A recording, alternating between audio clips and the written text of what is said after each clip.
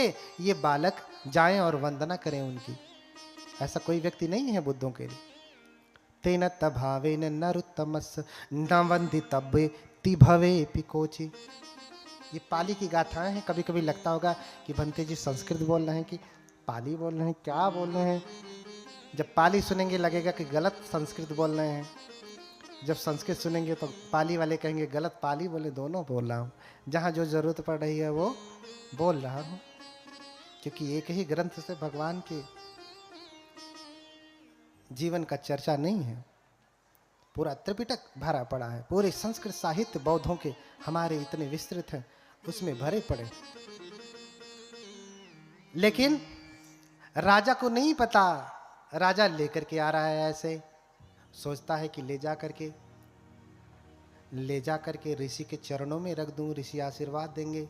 लेकिन जब ऋषि देखते हैं कि अरे ला रहा है, मेरे चरणों में बच्चे को रख देगा, तो घबरा जाते हैं। स्वयं आसन से उठ जाते हैं और गोद में ले लेते हैं। क्यों? क्योंकि जानते हैं ये दिव्य पुरुष हैं। फले ये मुद्धा खलुतापसस पग्गह्य सो अंजलि उत्तमस। जानते हैं कि अगर इसने बच्चे को मेरे पैरों में लेटा दिया तो मेरा सर 7 टुकड़ों में बट जाएगा। 7 फलय मुद्धा खलुतापसस। मुद्धा फलति सत्तधा, 7 भागों में पट जाएगा। इसलिए पग्गह्य सो अंजलि उत्तमस। उठ करके स्वयं हाथ जोड़े जोड़े जाते। अरे ना ना ना ना, पैर में मत रखना, पैर में मत रखना। हाथ जोड़ लेते हैं और स्वयं उनको ऐसे माथे से लगाते और फिर देखते हैं, निहारते हैं उनको।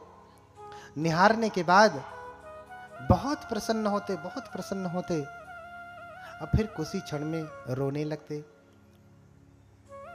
पहले हंसते हैं फिर रोते हैं।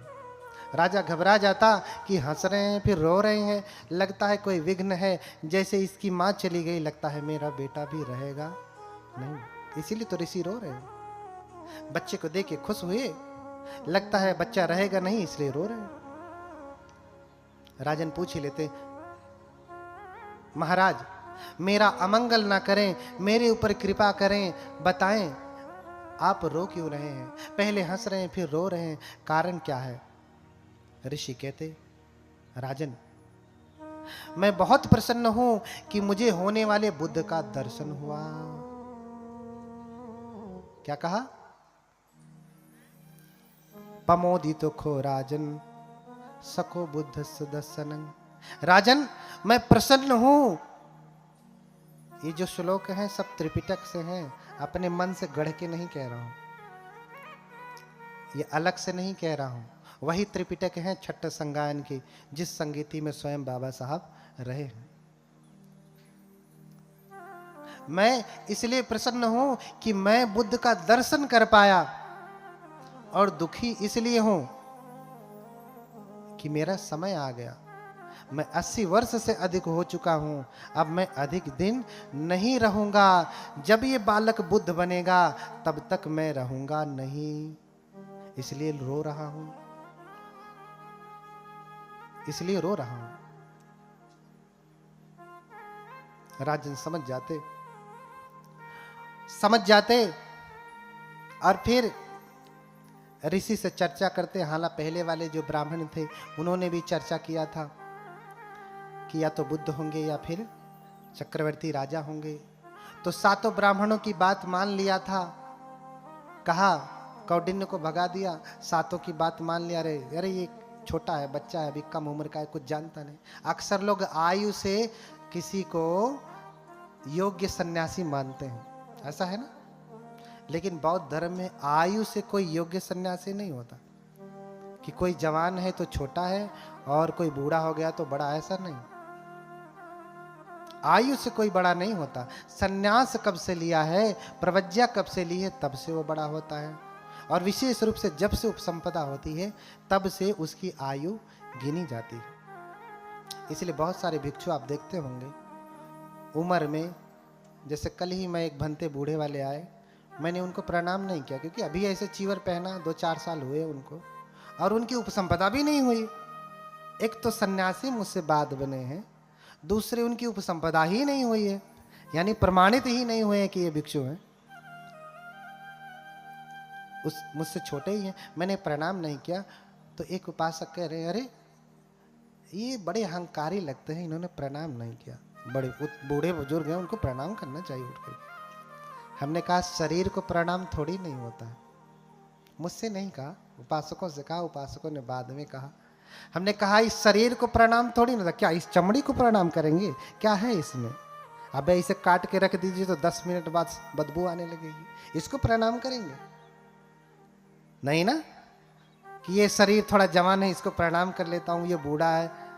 हाँ, ऐसा नहीं। शरीर को प्रणाम नहीं होता है, तपश्चर्या को, सन्यास को प्रणाम होता है कि कितने अधिक समय तक इसने अपने प्रवज्ञा का जीवन जिया है, सन्यास का जीवन जिया है, कितने समय पहले से इसने काम भोग का जीवन छोड़ा है।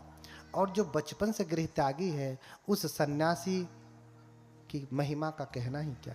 यहाँ जो देख रहे हैं ना, सब गृह त्यागी बचपन से बैठे हैं। हमारे 2 भंते बैठे हैं, एक और कहीं पे इधर उधर होंगे, जो अभी गीत गा रहे थे, बचपन से हैं। और बचपन के सन्यासी का तेज ज्यादा होता है, उसका सामर्थ्य ज्यादा होता है। उसका गुस्सा भी अगर हो गया ना तो कोई बचा नहीं पाएगा। सही सन्यासी है तब मस्ती करने वाला, ऊट पटांग करने वाला है तो कुछ असर होने वाला नहीं। इसलिए जब आप आते हैं तो क्या कहते हैं, ओकाश वंदामि भंते द्वारतेन मया कत्तं सब्बंग अपराधं खमत में भंते। ये कहते हैं ना, हे भंते ओकाश दीजिए, समय दीजिए, मेरे द्वारतयेन, तीनों द्वारों से, काया वाचा और मन से जो भी अपराध हुए हैं, खमत में भंते, भंते क्षमा करें। मैंने काया वाणी और मन से जो भी अपराध किया है, हे भंते समय दें मुझे, मेरे ऊपर कृपा करें, मेरे सभी अपराधों को क्या करें, क्षमा करें। तो भिक्षु क्या कहते हैं, खम्मामी खम्मामी खम्मामी, क्षमा करता हूँ, क्षमा करता हूँ, क्षमा करता हूँ। अभिवादनशील सनिच्चंग वड्ढा प्रचार। हाँ, जो अभिवादनशील है उसकी 4 चीजें बढ़ती हैं, आयु, वर्ण अर्थात सौंदर्य, सुख और बल, आशीर्वाद देते हैं। हाँ, अब आप सोचो, आप भिक्षुओं के पास आते हैं पाप छुड़ाने, पाप कटाने, अपराध की माफी मांगने। अगर वो आपके अपराध को क्षमा कर सकता तो सोचो जब गुस्सा हुआ तो क्या करेगा। हाँ, आपका अपराध काटने की क्षमता रखता है तो फिर जिस दिन गुस्सा हुआ तो क्या करेगा, कितने अपराध लाद देगा, इसकी गणना है नहीं। और उसमें भी जब बचपन से सन्यासी है, प्रवज्जित है, भिक्षु है, तो उसका कहना ही क्या। अरे बुढ़ापे में कोई भिक्षु बनता है, घर पत्नी के साथ जो भोगना था सो भोग लिया, बच्चे का सुख भोग लिया, जब लतियाए जुतियाए भागा घर से, अब सन्यासी बना है। हाँ, अब क्या ब्रह्मचर्य का पालन करेगा। अब तो ब्रह्मचर्य तोड़ना भी चाहे तो नहीं टूट सकता, तो बूढ़ा हो गया, सारी इंद्रियां शिथिल हो गई, अभी क्या करेगा, कर सकता है कुछ नहीं। जब ब्रह्मचर्य का पालन करना था, आचरित्वा ब्रह्मचर्यम अलद्धा यो बने धनम। भगवान कहते हैं कि जब ब्रह्मचर्य का पालन करना था तब तो किया ही नहीं, करना था तब किया ही नहीं। हाँ, जीर्ण कोचे वजायंती खीन मज्जे व पल्लले, दंपति की गाता है। तो जैसे जब तालाब सूख जाता है तो बगुला पक्षी, बगुला कहाँ से मछली खाता है, जिसमें पानी होता, जिसमें मछलियां होती है ना। अब पानी ही सूख जाए तो उसे मछली मिलेगी, तो बगुला भी तो दुखी होगा ना, क्योंकि मछली नहीं मिल रही। ऐसे ही बुढ़ापे में सन्यासी व्यक्ति जब सब कुछ सूख गया, पहले ही खड़ा होकर के रोता है कि पानी तो सूख गया, मछली भी नहीं, अब कौन से ब्रह्मचर्य का पालन करेंगे। इसलिए बौद्ध धर्म में बचपन से ही सन्यास लेने का विधान है। हाँ, देखो कितनी बार आपने पाँव को बदला, दादाजी लोग, पिताजी लोग। देखिए हमारे एक उपासक जी पहले ही आगे पैर फैलाए बैठे हैं, नहीं बैठ पा रहे हैं। ये ऐसा नहीं कि जानबूझ करके फैलाए, नहीं, उससे राह क्या करें, मजबूरी। अब शरीर जिसको अपना माना, जिसको मेवा मिश्री खिलाया, बतिये नहीं मानता। बोलिए भगवान बुद्ध की। उन्हीं का नहीं, सबका। और वहीं हम सब देखो, बनते लोग बैठे, हम लोग बैठे, हिला हम लोगों का? हिलेगा भी नहीं जब तक कथा चलेगी। हिलेगा नहीं। तो कम उम्र से किसी के सन्यास की गणना नहीं होती, उसके सन्यास से उसकी गणना होती। कब से वो सन्यासी, कब से गृह त्यागी। तो उसे छोटा समझ के पहले भगा दिया, ये जवान है। 7 ब्राह्मणों की बात माना था, तो 7 से पूछा, अच्छा आपने 2 बात कहा कि या तो चक्रवर्ती राजा बनेगा या बुद्ध बनेगा, तो मुझे तो बुद्ध बनने के लिए नहीं देना अपने बेटे को, मुझे तो चक्रवर्ती राजा बनाना है। तो क्या करे कि मेरा बेटा घर छोड़ के ना जाए? तो तत्कालीन ज्ञानी विद्वानों ने कहा, 7 विद्वानों ने, ब्राह्मणों ने कहा कि राजन, इसे इतना भोग विलास दे दो कि इसी में लीन रह जाए, घर छोड़ के जइबे न करे। इसे हाँ, इसे शराबी बना दीजिए, गजेड़ी बना दीजिए, लीन रहे इसी में, घर छोड़ के जाएगा ही नहीं। 2 तरीके से ये बातें गलत हो गई इन ब्राह्मणों की। एक तो उनका उत्तर इसलिए गलत है, क्या कोई इसलिए सन्यासी, वो स्वयं सन्यासी थे, जो 8 ब्राह्मण थे उसमें से 7 बचे हैं, वो स्वयं सन्यासी हैं। उन्होंने उत्तर दे करके अपने ऊपर प्रश्न चिन्ह खड़ा कर लिया। उन्होंने क्या कहा, राजन अपने बेटे को इतना सुख भोग दीजिएगा, इतना भोग विलास दीजिएगा, वो घर छोड़ेगा ही नहीं। और ये स्वयं सन्यासी हैं, तो क्या आपने सन्यास इसलिए ग्रहण किया कि आपको घर में भोग विलास मिला नहीं? हाँ, आपने सन्यास इसलिए लिया कि आपको घर में भोग विलास मिला नहीं, इसलिए टुटुआ रहे थे, तो चलो भैया कपड़ा पहन ले। हाँ, अपने ऊपर ही प्रश्न जो है खड़ा कर लिया। हाँ, और दूसरी बात, अगर भोग विलास दे दिया जाएगा तो घर नहीं छोड़ेगा, घर में ही रहेगा। कभी भोगी विलासी व्यक्ति चक्रवर्ती राजा बन सकता है? हाँ, कभी भोगी विलासी व्यक्ति, अरे चक्रवर्ती राजा बनने के लिए तो अखंड ब्रह्मचर्य का पालन करना पड़ेगा। हाँ, व्यायाम करना पड़ेगा, अभ्यास करना पड़ेगा, शस्त्र विद्या में निपुण होना पड़ेगा, उसके लिए भोग विलास से निकलना पड़ेगा, तब तो कर पाएगा ना।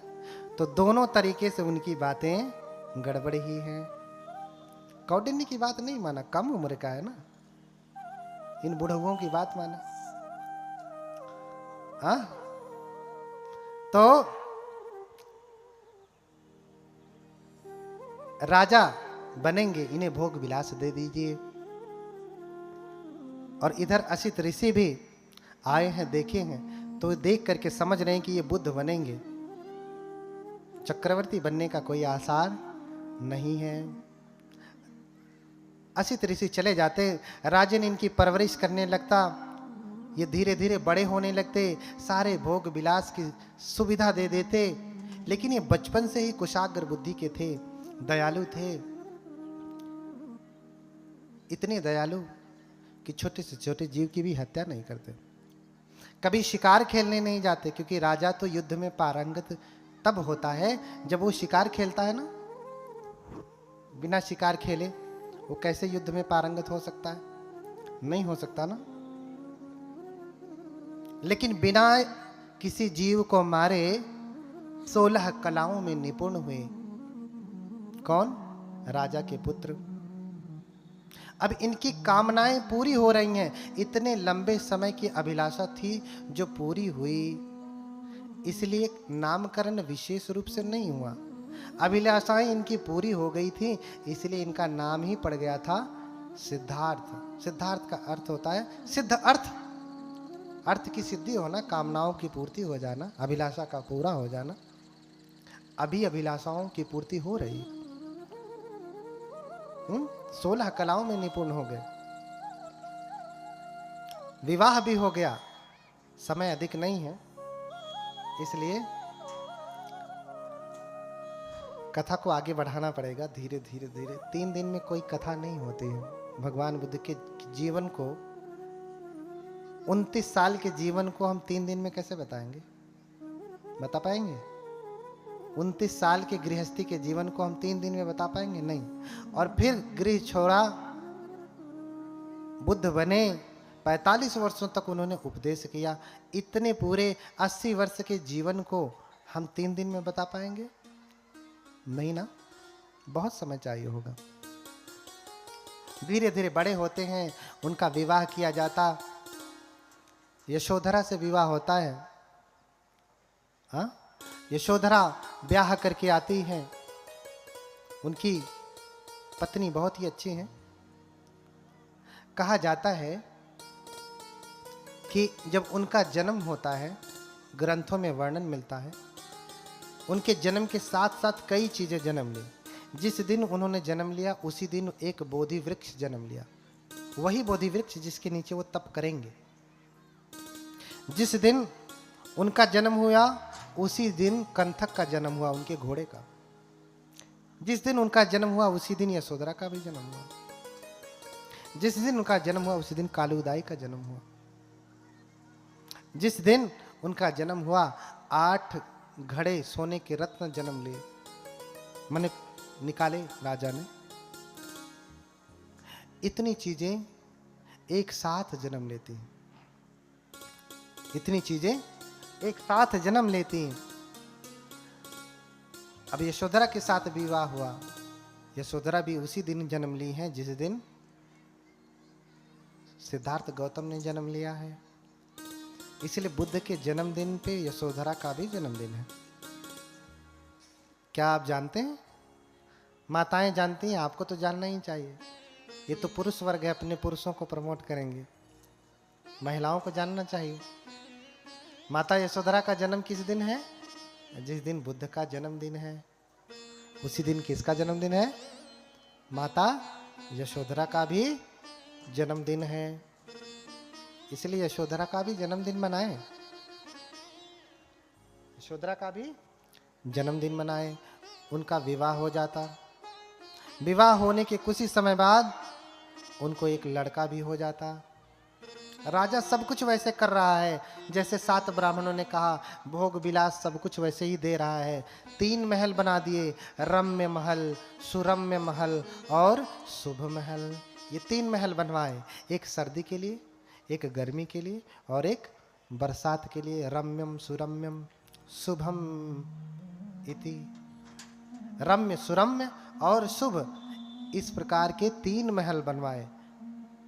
सर्दी में जहां रहते वहां गर्मी में नहीं रहते, जहां गर्मी में रहते वहां सर्दी में नहीं रहते, और जहां बरसात में रहते वहां दोनों मौसम में नहीं रहते। विवाह के कुछ ही समय बाद उनको लड़का हो गया। अच्छा, जब पुत्र पैदा होता है तो पिता प्रसन्न होता है ना? प्रसन्न होता है कि नहीं? घर में लड़का पैदा होता है तो प्रसन्नता होती है ना? माता पिता जानते होंगे, बाकी लोग क्या जानेंगे? यहाँ कितने पिता बैठे हैं? सब पिता हैं लगभग। इधर माताएं, कितनी माता हैं जिनके बच्चे हैं? बेटी बेटा कोई भी हो, है ना? बेटा जन्म लेता है तो खुशी होती है ना? लेकिन जब सिद्धार्थ को पुत्र पैदा हुआ